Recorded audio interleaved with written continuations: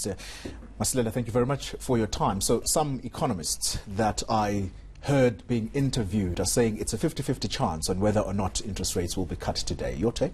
I think it's an 80-20 in the sense that we know as much as we've seen the inflation rate, reaching like an almost 8-year low. But now, if you check their latest monetary review, the Reserve Bank, they stated clearly that given that we are busy bailing out state-owned enterprises, that's putting a huge burden when it comes to our fiscal. So as a result, even the actions that they take from monetary policy side is not doing the necessary thing that needs to help the economy to grow. So you need to have some structural reforms when it comes to the fiscal policies so that whatever monetary policy they're embarking on will be able to help our economic growth. And now, also thinking that there's a possibility that we might be downgraded in the next 5-6 months, I think the Reserve Bank will be very cautious. Yes, if you just consider inflation on its own, then yeah, you are right to think that maybe the guys will have to give us an early Christmas bonus by reducing interest rates. So when you say 80-20 chance, is that 80-20 chance on leaving the rates unchanged, or 80-20 chance on having them cut down? 80% chances are they will leave the rates unchanged, and there is that slight 20%, because also one has to bear in mind that so far, if we check the rent, it has been almost 3.2% weaker. And yes, we know that inflation is okay, and they're looking at inflation expectation, that is inflation 6 months to 9 months from now. Yes, it's well anchored under the 4.5%, but now there is this big possibility that we might get a downgrade, and should that happen, then we'll see funds leaving the country, and that will weaken the rand. And we all know that a weaker rand is inflationary in its nature because South Africa is a net importer. So we are taking a beating as ordinary consumers because of things like state-owned entities that are mismanaged. It's not our fault.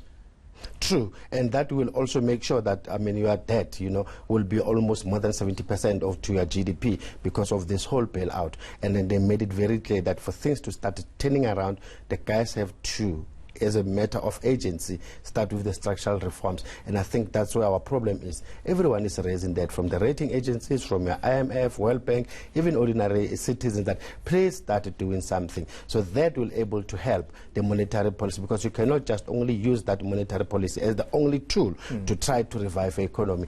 You need to get the fiscal policies in place, and also more importantly, your social policies, because if you don't, then you will end up having only a few benefiting from those policies if you don't consider the social policies as well. We as consumers, our contributing factor, as you've mentioned, would possibly be inflation. How are we doing on that score? So far it's okay. We should be happy that your money is not buying less, because inflation just went up by 3.7%, because inflation basically what it means is the general increase in prices. So meaning if your money doesn't grow by that rate, it starts buying less. So I think that's a consoling thing, that at least we see inflation of around 3.7%, and hopefully going forward, what is happening with the rand, and hopefully maybe the US sort out their issues, we don't get this shock to see the dollar rising, the rand continues to strengthen, and all prices start trading below $60 a barrel as well, will continue to help our inflation going forward. Is it a foregone conclusion that for some time we're not going to see rate cuts because of the impending downgrading, if you like, although we're not saying that we are going to be downgraded? The finance minister still has some leeway to try and see if he can sort things out. But at which point will we possibly see these rates coming down?